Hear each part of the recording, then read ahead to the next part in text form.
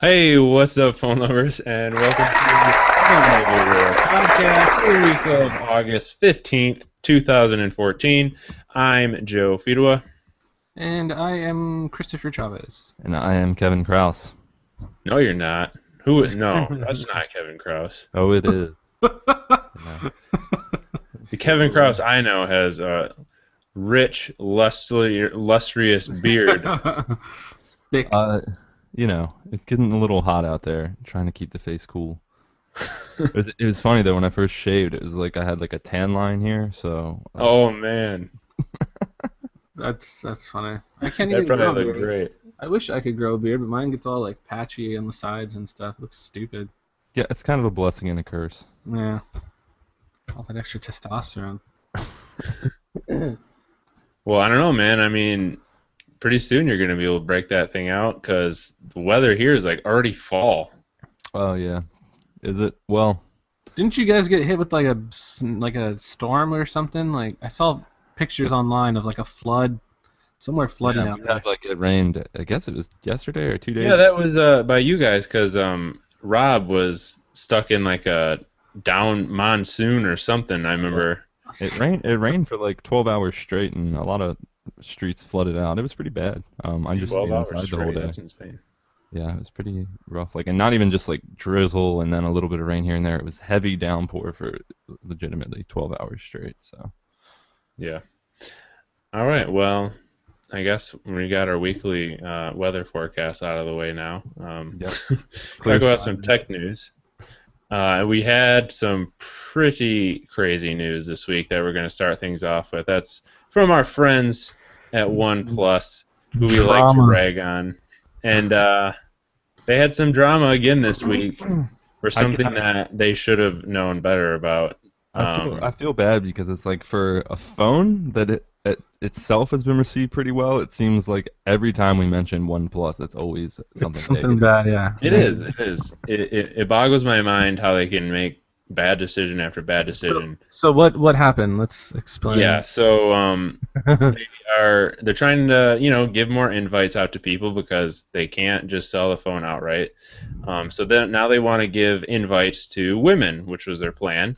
So they did this contest called Ladies First, and they wanted ladies to post photos of themselves in the forum with like a picture, like a drawing of the OnePlus One logo on a piece of paper on their body or anywhere, just to prove that it's them. And then forum members will like the photos, and whichever photo gets the most likes would get a OnePlus One. Immediate backlash from this, and I was not surprised in the least. I saw this before a lot of sites had even reported on it at all, and my immediate reaction was, this is going to be bad. This is not good. I mean, to be fair, it wasn't even so much like, hey, post a picture of yourself, da da da da.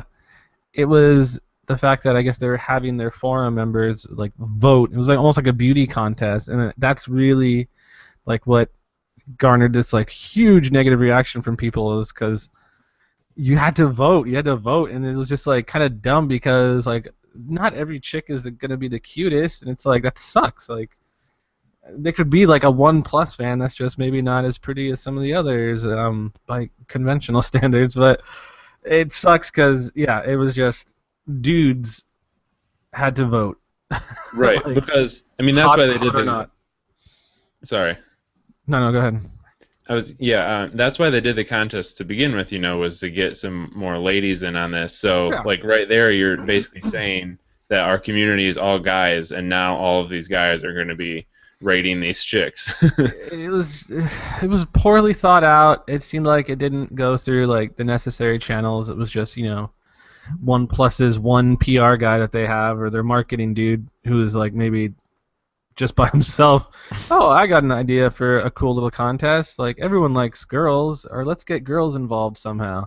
We should have them post selfies. Girls love posting selfies, and it horribly backfired. I mean, to be fair though, there was a fair amount of like serious participants. I mean, everyone was posting pictures like flipping off OnePlus and big old hairy dudes dressed as women, but there were There's a lot of. Did you see the Photoshop images too? no, I didn't. Yeah, like guys were posting pictures of girls they got from like a Oh Google yeah, yeah. search, and then Like Photoshop the OnePlus logo on them and stuff. there was who was it, like Michelle Obama? She was holding up the paper and they put a OnePlus logo. It was funny, but I mean there were still chicks that participated and they didn't see anything too wrong with it. They're just kind of like that's a little weird, but they still wanted their OnePlus invite. But it seemed like the reaction was mostly from I feel like non-females, just dudes, white knighting for women and going nuts. This is sexist. This is horrible. So it's sad. It's sad because it's almost like OnePlus is intentionally like they're trying to do this. They're trying to piss people off, and it's like everything they have ever done has managed to piss people off. Whether it's like dissing some of these other manufacturers before the phone's even out, or Right.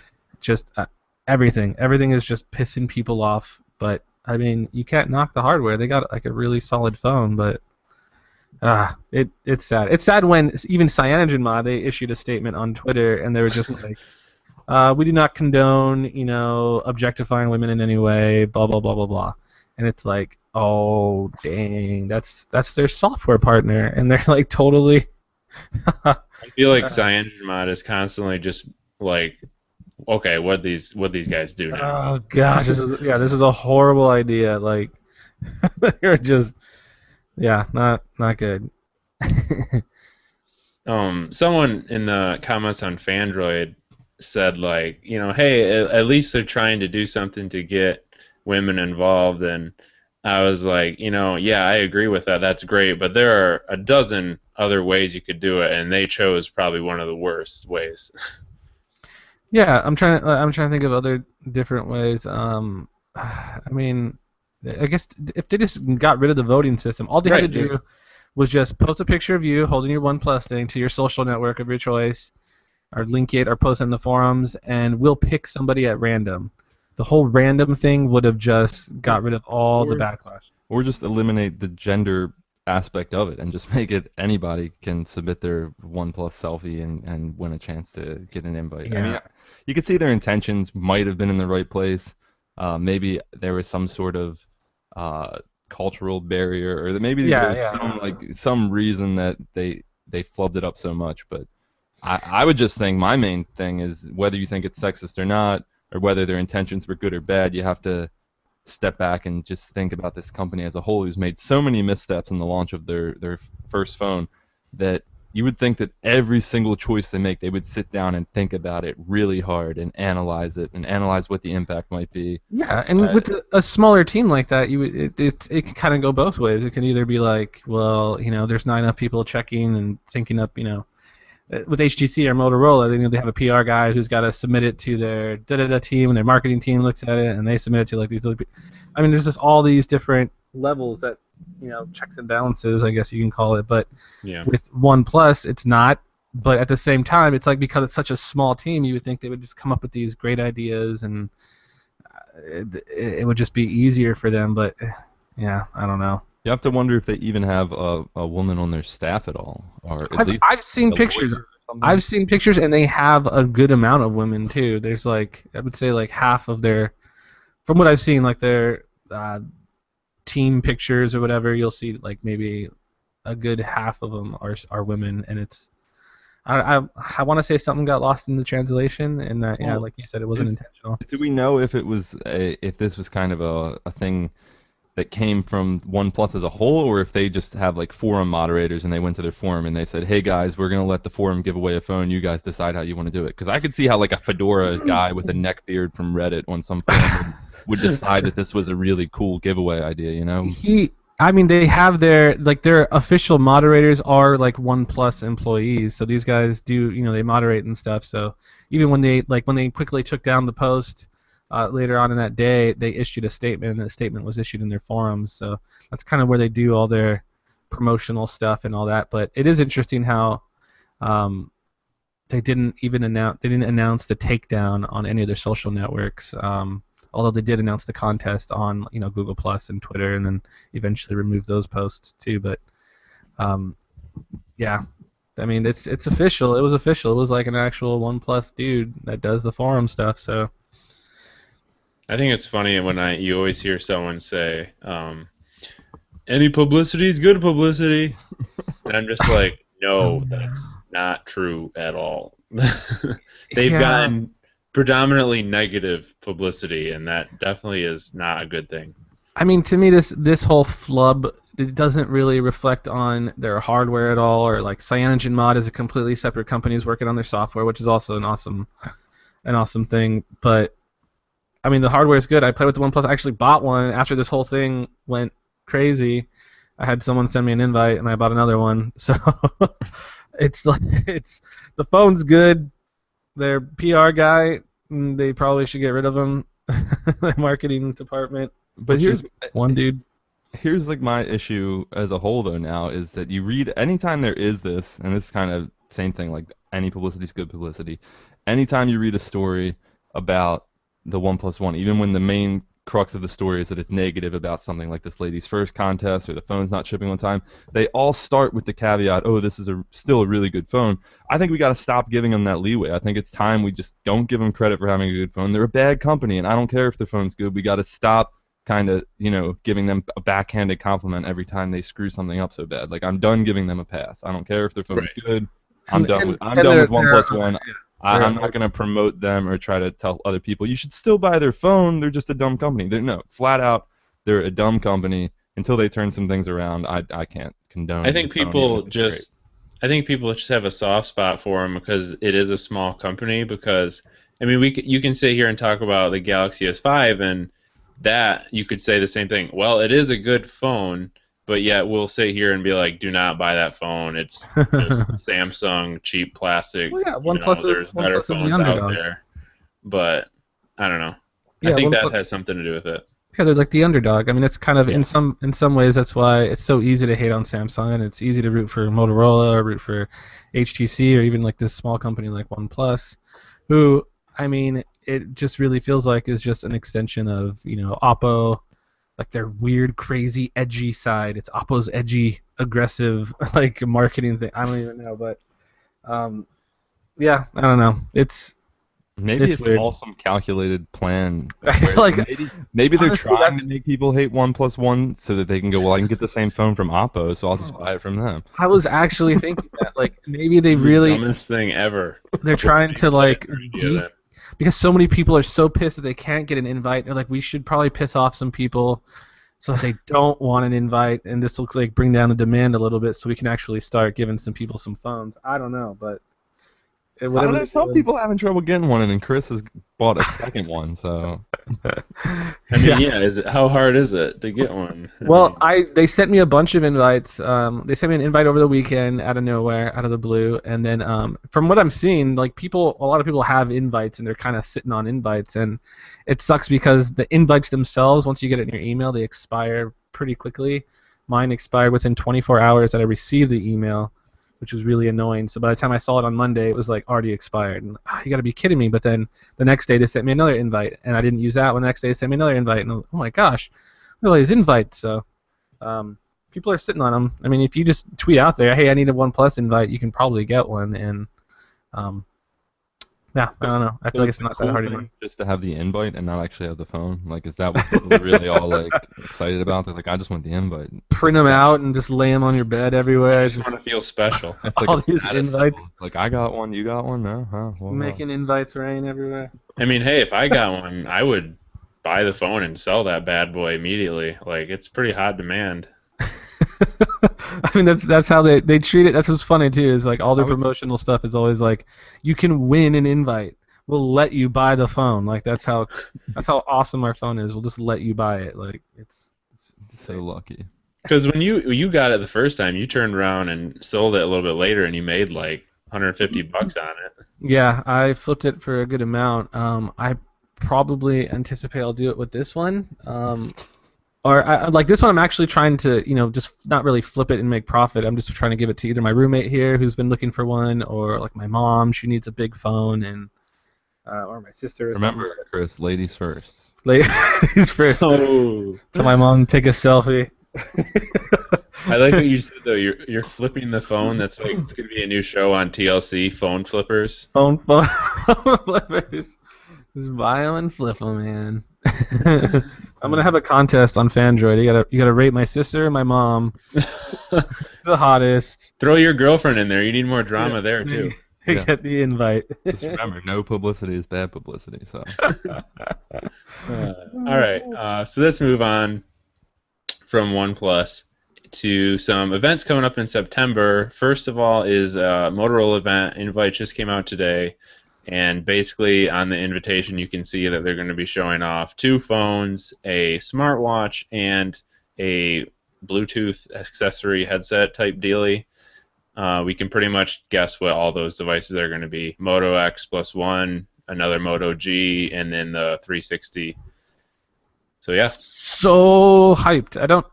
Because there was a Moto G, which was last year's model, which didn't have 4G, which really sucked. So it was stuck on 3G, and then they released an updated model a few months ago, which featured 4G. So I'm trying to figure out what this G, like the next G2, is going to have.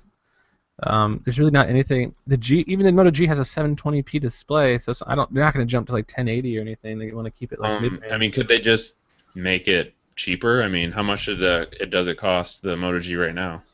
It's about $200, like outright. If you just try to buy it unlocked, but you can get it if you buy it through prepaid, like Verizon. I think prepaid through some other carriers. It's just like $100 or $120. It's always on sale. For just like $100, so. I guess there's the Moto E too, which is really cheap. So if you want something even cheaper than that, there's the Moto E, which is $100 outright. But I don't think you can get that like kind of somewhat subsidized on any prepaid carriers like you can the G. But and I think they can release like a subtly updated Moto G with some slightly tweaked, hardware that's a little bit. I mean, if they do too much, it's going to be kind of like the old Moto X, or maybe that's what they're doing. Maybe they're just taking the old Moto X and just rebranding it the G2 or something. Yeah, they'll probably make it something that's pretty on par with the old Moto X, and then they'll have the new X Plus 1, which will be, their new flagship, and then we're hearing that it could be this would be the retail availability of the Moto 360, right? Which Joe should be excited about. Yeah, I'm excited too. My excitement is like slowly dying though. So long. Yeah, I mean that's what happens. There's this I guess moment of opportunity, this moment to strike when something is announced or shown off or unveiled, and then how long it takes to get to market. Because after a while you just start, I don't know, do I really need it? You read some reviews, you start realizing maybe it's not going to be worth the $400. I don't know, but. Yeah, if it would have been on sale, like say Google I/O with the rest of them, it was under $400, I would have insta-bought it. So done instantly. Even though now, like my G Watch is just kind of sitting in the corner all the time, and I have to force myself to wear it just because I paid so much freaking money for it. I'm still excited for the 360 because unlike the G Watch, the 360 you want to wear because it's like an accessory. It's like a fashion piece. Right. So it's like, oh, I'm gonna wear my hats. I'm gonna put on my diamond-studded earrings. Let me go grab my 360 and strap it on. So yeah, it's a battery's dead. So. But I mean, lasts a long time. You know what I was thinking the other day would be a cool feature on these smartwatches is if there was like not an airplane mode, but clock mode, I guess you could call it. And you want to save battery, but you still want to use this thing as like a watch, and you can just like turn off everything but the watch face, and the battery lasts a lot longer. I think that's kind of what it does right now. I mean, they have like a do not disturb, so you pull down the top, and it goes into do not disturb mode. But I don't know if that just makes it silent or not vibrate. I'm gonna have to play with that today, but I think that literally will just not show you any notifications. But I feel like it's still connected via Bluetooth and it's still transmitting somewhat, But yeah, that would be cool just to do a little whoop, do not disturb mode, and we just go into full airplane mode and watch it last forever. But because when I turn off Bluetooth on my phone, like the phone, if I just leave my watch there, it'll last like a good long time with the display on and everything. It just keeps on going, but. I guess that's what you could just do is just turn off Bluetooth and then you kind of have it. Turn off Bluetooth, go into do not disturb mode, but then, this is one thing that it kind of sucks because once you go off of Bluetooth and you're not connected, the stupid watch starts unsyncing the time. Like so, you'll be like It baffles my mother freaking mind because even the Pebble, you could leave it for an entire week and it's still accurate time, like it's still perfectly accurate. But this thing, like if you leave it, which I've had for like a day or two, like you're off by like a good like 7-8 minutes. Like it's That's crazy. I don't know what they're doing. If there's any developers listening, let's get on this idea. Dumb mode or watch mode or I don't know, just something. Yeah. Dumb mode. Dumb mode. I like that kind of. And then there's another event. It's a dumb one. On that same day, Microsoft's having an event, and they're going to be rumored to release a selfie phone. It's being called. So I'm guessing it's going to be some kind of Lumia with like a really nice front-facing camera. 40 megapixel front-facing camera. Imagine that. Has it a protrusion from the front? Oh yeah. It's a big old lump. There have been some leaked pictures of it, and it just looks like a regular Lumia. Like it doesn't even look like the camera on the front is that special. But maybe they turn the entire front screen into a camera. That would be pretty dang cool. Oh. I mean, I kind of like the idea of having like a nice front-facing camera because I mean, I don't take selfies all the time, but like I feel like the iPhone's front-facing camera is still hands down the best, even though it's like 2.1 megapixels or something. Yeah. The 5 megapixel camera on the HTC One M8, the front-facing camera, still looks like any other 1.2 megapixel or 1.3 megapixel. Like it still looks exactly the same. The resolution might be higher, but the quality is exactly the same, and it's so frustrating because I'm like, dude, it's supposed to be 5 megapixels. This should be like the equivalent of like these rear-facing cameras on some of these phones, but not even close. Not even close. We live in a world where the word selfie is actually in like the Oxford Dictionary now. So I think we definitely do need to get some better front-facing cameras. Yeah. Yeah. They just need to take a page out of the old school flip phones that had the one camera that could rotate 360 degrees. Didn't they have an Android phone that could do that recently? Phone, yeah. Yeah, the Oppo could do that. They should make a case. They could have like a flip case, like a Samsung flip case where it has a camera built into it. And when you flip the case around, you can take pictures, and then you can flip it forwards and take pictures of yourself. Kickstart that. Yeah, but, make sure you get that guy from the coin video. Yeah, I'm gonna get. But back to the main point, that's going to be a pretty crazy 2 weeks for smartphones, though. Early September, absolutely. Between IFA and the Note 4, and then the new Moto phone, this Microsoft thing, and then, of course, the iPhone 6. So all that stuff's coming within a period of a week or two. So that's going to be pretty crazy. The end of August and September is going to be pretty insane, I think. Yeah, a lot of releases. It's going to be great. I love it. Speaking of phones, the Samsung Galaxy Alpha got official this week, and it's made of metal. What? Well, somewhat. It has metal in it. I wouldn't say it's made of metal, but it also looks exactly like an iPhone.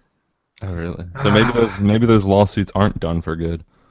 Honestly, like, because I mean they were done everywhere but the U.S., right? So they were just. Now they're just gonna come out with just blatant iPhone ripoffs everywhere but the U.S. Because like, hey, it's so perfectly timed. They're like, oh yeah, let's shake hands, and then like Samsung knows like in the back of their head like, we're gonna release a freaking Galaxy iPhone. Hey, you guys have any extra iPhone 5S cases laying around here? We could use this. Like, I mean, I always see both sides, like the argument, like, oh, people always just immediately, that looks like an iPhone if it's just a rectangular black phone, but this literally, I mean, it has the little beveled edges. Metal beveled edges. Yes. Diamond chamfered edges. Diamond chamfered edges, and it's so iPhone-y, it's ridiculous because, and it makes it so much more obvious because if they would have just done this back in the day, it would have just been like, well, everyone's kind of doing the metal thing. I mean, even the HTC One and the HTC One M8, they have little beveled edges or chamfered edges and all that stuff. But the fact that they're so late to the game and the only difference is this metal band that goes around the sides, it's exactly like the freaking iPhone. The iPhone has the same exact thing. It's a metal band that goes around the sides and it looks identical. Everything about it's identical. It's just so, like, I don't know what Samsung's doing, man. They don't care. They don't even care anymore. They're like, yeah, we're copying the iPhone. We don't even care. I mean, they've really screwed themselves by trying to be like the iPhone like way back in the day because now every time they release a new phone, they're just immediately compared to it. And they're always my frustration is they're always one step behind, and they're not trying to do anything different or make it better. Like, oh, let's take a look at the iPhone's design and make it better. We'll use metal, but we'll do it this way or something else, which we've seen with HTC. The HTC One M8, they have like the unibody, and it's like the metal goes all the way around. It's smooth and round on the sides, which actually the new iPhone almost seems like it's copying because it looks very similar to the new iPhones. And then meanwhile, you have Samsung coming out of nowhere like, oh, hey guys, we're late to this metal party, but look at our metal phone, and it's like the freaking iPhone 4. Like, where have you guys been, dude? It's stupid. Samsung wants everyone to think that they're this really innovative company, and hey, here the next big thing is here, blah blah blah. But in a lot of ways, they seem like a very scared company. They don't take a lot of chances. Yeah, for sure.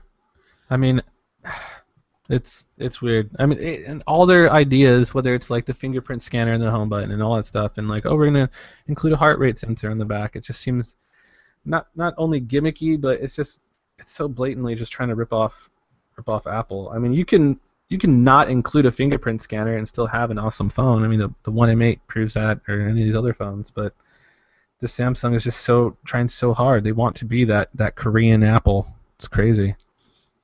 Yeah. They have a complex. The Korean Apple. All right, so next up we have some leaks and specs for the Nexus 6 and the Galaxy Note 4. And the Nexus 6 spec leaks are pretty insane. I'm just run down them real quick. 5.2-inch 2560 by 1440 display, Snapdragon 805 chipset, 3 gigabytes of RAM, 24 gigabytes of internal storage, 13 megapixel camera, 2.1 on the front, NFC, Bluetooth, Wi-Fi, GPS, and it's named after a whale. Does it have a fingerprint scanner? That's what I want to know. No, I hope not. Is this who's gonna make it? Is it LG again, or is it HTC? Who is it? Motorola. Oh, yeah, that's right. Motorola. The Shamu thingamajig is the Motorola. Current rumor is that it's going to be Motorola, which is interesting. And then we can compare those specs to the ones that leaked from the Note 4, which is Snapdragon 805, again, 5.7-inch 2560 by 1440 display, 4 gigabytes of RAM.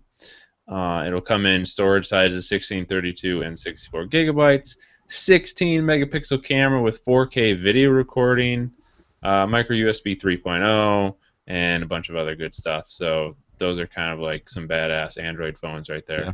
But listen, mark my words, I would not be surprised if Motorola is making that Nexus 6, I would not be surprised if the X Plus 1 is pretty similar in terms of its specs. It might not have the 805, but it'll probably have pretty similar, because that's kind of what LG did when they made the Nexus 5 and that G2 kind of thing. And I wonder if it's just going to be a variant of, because no one really builds a completely unique phone for Google. They just we'll do a variant of what's already existing. So, but maybe not. But I mean, I wouldn't be surprised if that's the case. Yeah, for sure. Those specs though, that looks perfect. I mean, the whole 5.9-inch, Nexus 6 inches. Was not very excited about, and the fact that this one is showing a 5.2 makes me. I don't want to get my hopes up, because honestly, I think if they do go with the name Nexus 6, it always refers to the display size. So I'm hoping that it's not going to be the Nexus 6. It's just going to actually be called the Nexus 5 2014 edition or something. Nexus 5 plus 1. Nexus 5 plus 1S. That'd be great. But that sounds great. And it's just weird. I almost don't believe those specs in a lot of ways, because it's too perfect. It's a little too much for what very high end. Very high end, and typically, the Nexus devices, they'll give you an awesome processor, but they'll kind of hold back on some other areas. But this is showing everything. Like, they're throwing the whole kitchen sink, and I am cautious, a little bit wary. But speaking of variants, this isn't on our list, but I should mention it. The HTC One Windows Phone Edition, I guess you want to call it. That leaked earlier this week, and it is going to be exactly like the One M8 in every single spec except operating system, which is kind of crazy. Yeah, that'll be an exciting device for Windows Phone users, for sure. Yeah, it's going to bring up a really interesting question because the phone is going to be sold from Verizon, who of course sells the One MA Android. And so now, like in a Verizon store, there are going to be two identical phones, maybe right next to each other with different operating systems. And how do you explain that to the consumer too? I mean, Yeah, I mean, it's a good and a bad thing because, okay, yeah, now Windows Phone people can't say that they don't have the same specs Yep. anymore because they do. But then again, we have these carrier people. Obviously, they push Android phones a lot harder than Windows Phone. And, is this going to be a bad thing? Because now everyone's going to say, oh, these phones are exactly the same, but I want the Android one. Yeah. Well, that just goes back to, and we heard kind of talk of this months ago, where Microsoft was approaching HTC and other manufacturers and being like, look, we don't even need you to build completely original Windows phones. If you just build a Windows Phone version of your Android phones, that's good enough. And it looks like HTC is actually doing it. Yeah, I think that was the whole reason why they adopted virtual buttons in Windows Phone, because now you don't even have to change the buttons on your phone. You just literally put a different OS on it, and it just works. it'll be interesting too to see if you can buy the Windows Phone version, or if the pricing is going to be the same, which I imagine it probably would be. And it'll be interesting to see if the Windows Phone version, if you can maybe root it and flash like a regular Android ROM onto it, or Dual boot. even comparison's sake, now that are two of the exact same phones, I would like to see how they perform against each other. That would make an awesome versus like battery life, to see is Windows Phone better on battery life than Android, or just all that stuff. It would be really, really cool. Yeah, that would actually be really neat to see. I would Maybe we'll have to do love that. to see it. Love it. All right, so our last thing on our little quick news here is something pretty fun. This is the Ice Bucket Challenge. That's You're been going to going do it around. live on the podcast, Joe? Is that Oh, what's gonna happen? you got an ice bucket behind you?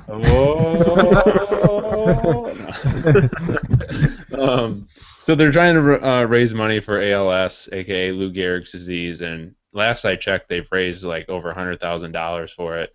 Basically, you get challenged by someone to dump a bucket of ice water on yourself, and if you don't do that, you have to donate $100 to ALS. I think that's what the rules. Not exactly sure. So if everyone does the contest and ALS doesn't get any money, is that how it goes?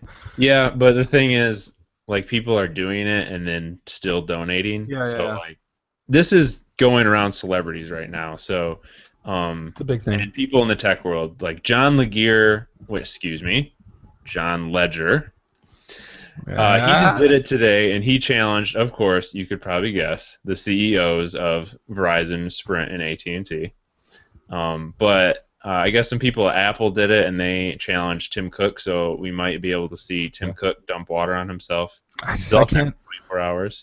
Zuck did it over at Facebook, so Yep, the can't Zuckster imagine- did it. And I think can't he imagine Tim challenged Cook Bill doing it. Gates when Mark Zuckerberg did it. So we have I that can't looking see forward Tim to. Cook doing. Tim Cook seems too frail. Like maybe he'd have a heart attack or something. It's gonna like freeze him to the hypothermia. core. Yeah, like he's gonna die doing it or something. Like just, hey guys, I'm doing an ice bucket challenge. he's gonna save it for the iPhone 6 unveiling. Again, On stage. one more thing. One It's more gonna be thing. waterproof. It's waterproof. Ice bucket challenge. Microsoft CEO Satya Nadella did it, and I'm trying to remember who he challenged. I hope he challenged Steve Ballmer because I would love to see him. Oh my gosh. Yeah, someone said Steve Ballmer would just chug the gallon. It was, you'd chug it. It would evaporate on his skin. Just steam coming off him. But a lot of celebrities are doing this too. Like I saw the other night in the Tonight Show, Jimmy Fallon did it because Justin Timberlake challenged him in the Roots, and then Fallon challenged the entire New York Jets, and they used like a fire truck to hose down their entire team, which is pretty cool.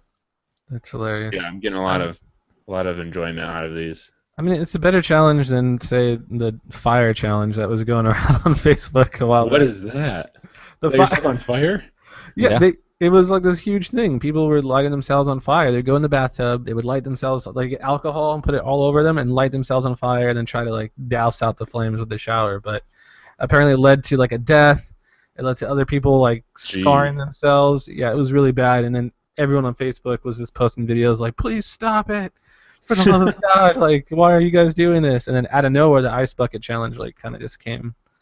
I want to see a That reminds me combo. of, I want to an see it onion. start. Oh, sorry, go ahead. I want to see it start as a fire challenge and end with an ice bucket challenge. Fire challenge, Yeah. then an ice bucket challenge. That would be There good. was a hilarious post on the Onion during the polar vortex this winter, and it was um, this was a bad time for the walk naked and wet outdoors challenge, and it just had like a picture of people frozen. It was the Onion.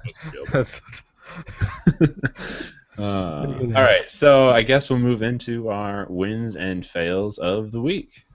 Yeah. Oh, All right, so I've got a slight. Ooh, I like that sound effect. That was cool. So the people that are listening to the audio-only version aren't going to get it. Yeah. There's a bit of a theme with my wins and fails this week. They both have to do with the ocean, underwater. My win is the Xperia Z2, which is a waterproof phone. Speaking of ice bucket challenges, someone dropped it on the ocean floor, like under 30 feet of water, salt water, and it was there for 6 weeks until a scuba diver recovered it. They charged it up, and aside from a little bit of physical damage on the actual phone case, worked just fine. And this is a phone that's only supposed to be under like a foot of water for 30 minutes, and not even salt water, because salt water is way more corrosive than fresh water. But pretty impressed with the Xperia Z2 pulling that off. I don't think people should go trying to repeat that. It might be a one-off sort of thing, but I was very, even taking it into the shower, I was like kind of nervous about it. But now, ever since seeing that, I'm like, I don't care. I'll take it into the bathtub. I'll take it to the pool. Like, honestly, after reading that, I literally went to the pool and was like dunking it under and taking video and doing all kinds of crazy stuff. So now I'm like, I like the fact that this news came out because I'm not so cautious anymore. So you take your phone in the shower with you? Well, like I watch like YouTube videos and stuff, and You can't even disconnect for like 15 minutes to take a shower? like I just like I don't know. That's my morning routine, man. Like some people watch the news. I watch like vlogs, Charles Trippy vlogs. Yeah, but they don't watch the news while they're in the shower. It's the best time to do it. The best time. I don't know. I'm like in and out of the shower so quickly. I know. Your showers are ridiculous. I don't know how. Like you get in and get out. You and like I think like Edgar and stuff. You guys like it's ridiculous. But I have like 3 different types of soaps. I have soaps for my hair, my body, my feet. So all those times we wait for Chris in the bathroom, he's just sitting in the shower watching TV. Not since I got the Z2. It's different. So if we all go to CES this year, you're going to be much faster in the shower. Is that what you're saying? Because you don't need time to watch your YouTube videos. And... I mean, yeah, I don't know, man. Guys always harass me. All right, so continuing my ocean theme, my fail of the week, and this is good for Shark Week if everyone's been following Shark Week.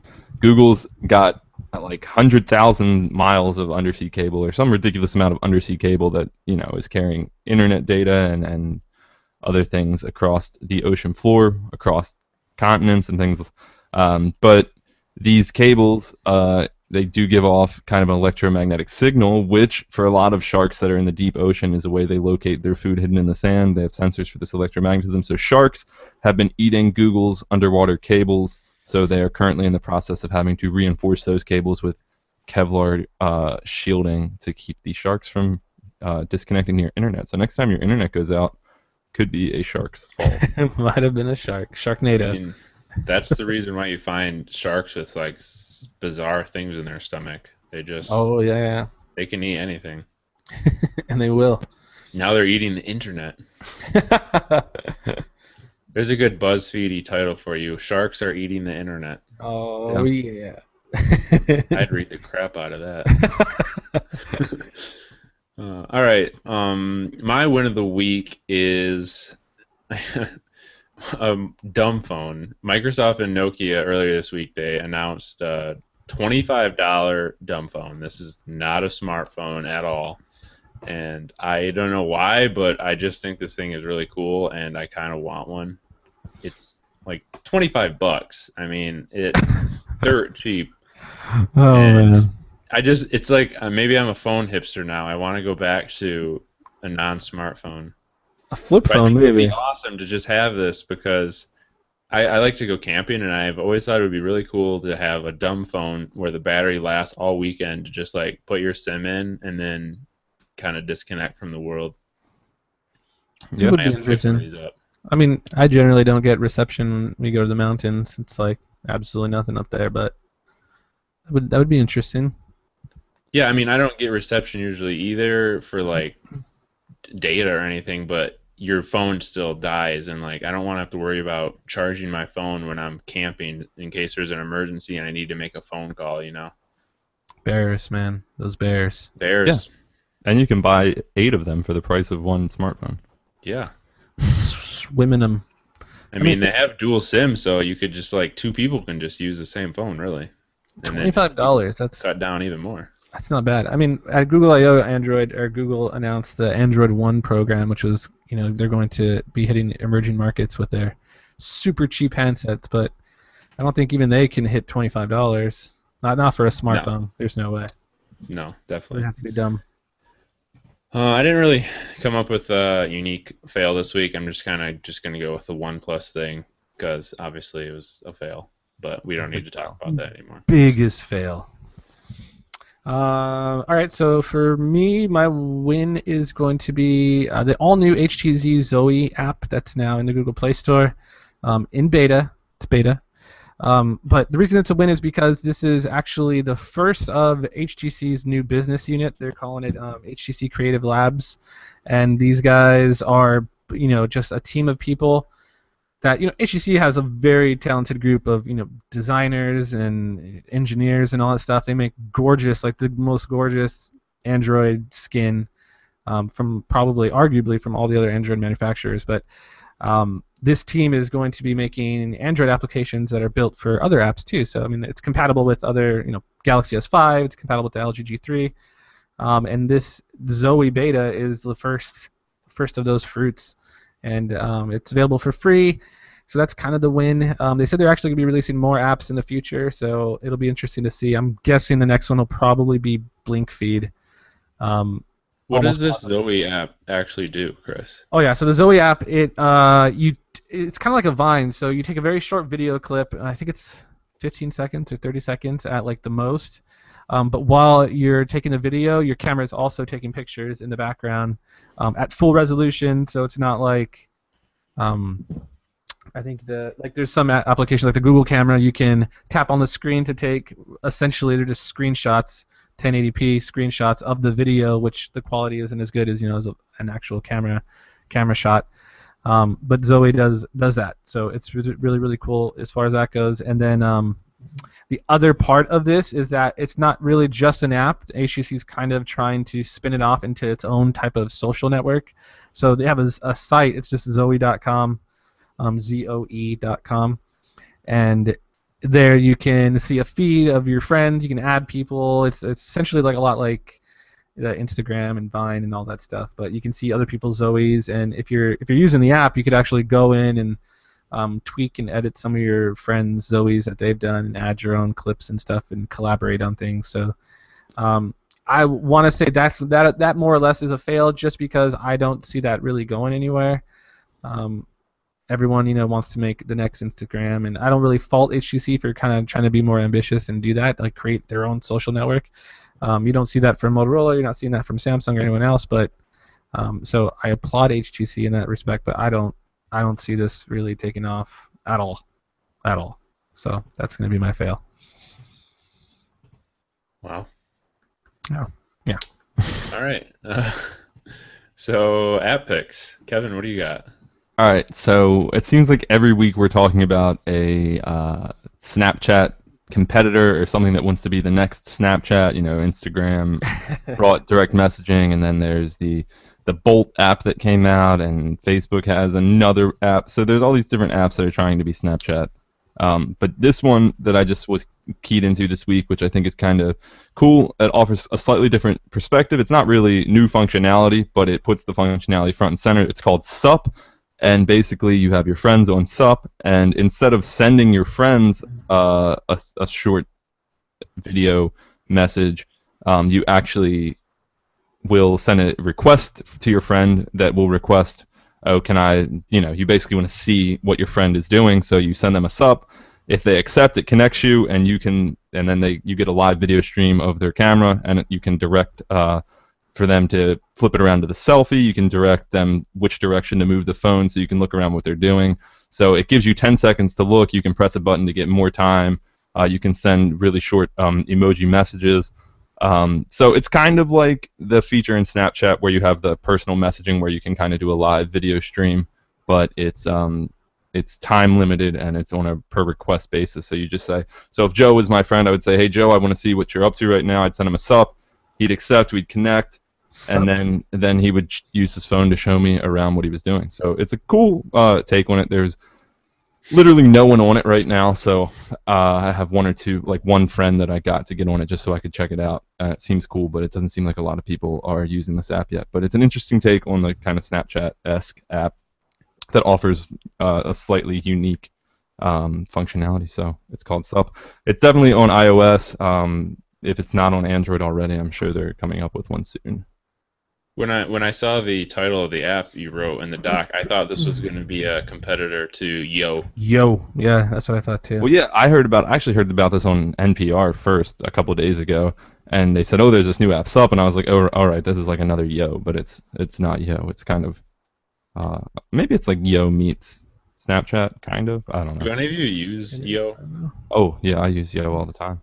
What do you use it for? Like, what are your use cases? I just send Yos. I don't really have like a use. For no reason, really. Yeah, there's no. I've yet to find like a real practical use for it.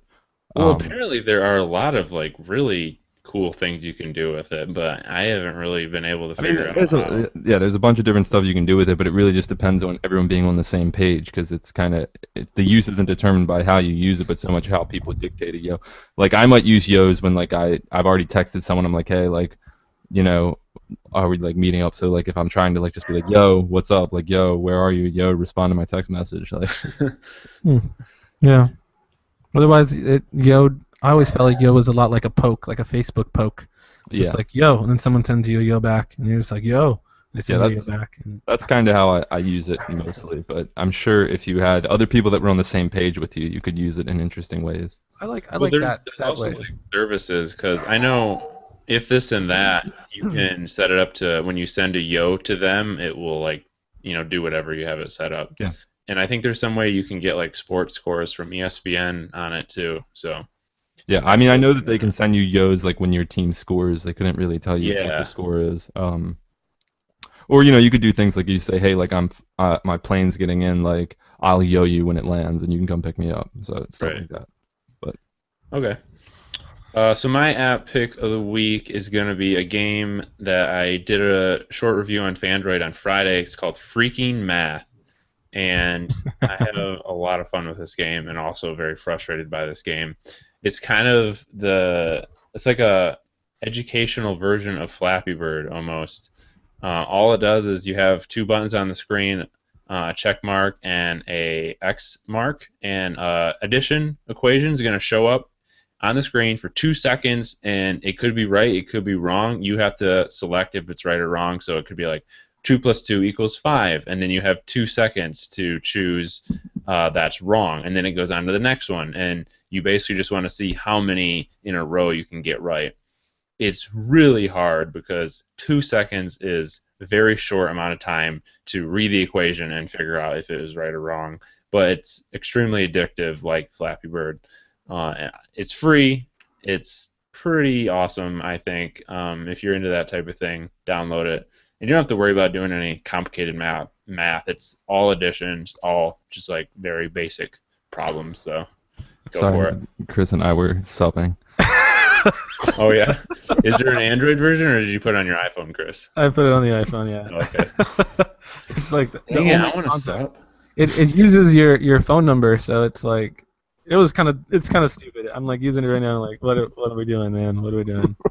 Like, if anyone sends me a sub, chances are you're gonna find me like in the bathroom, just gonna see my feet, like on the toilet. Well, I mean, you have to give them access to see your camera feed, don't you? Yeah. You have to accept it. So I mean, it'd be your own fault, man.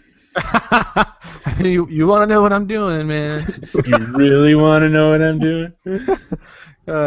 Catch me in the shower. Yeah, so Freaking Math, that was cool.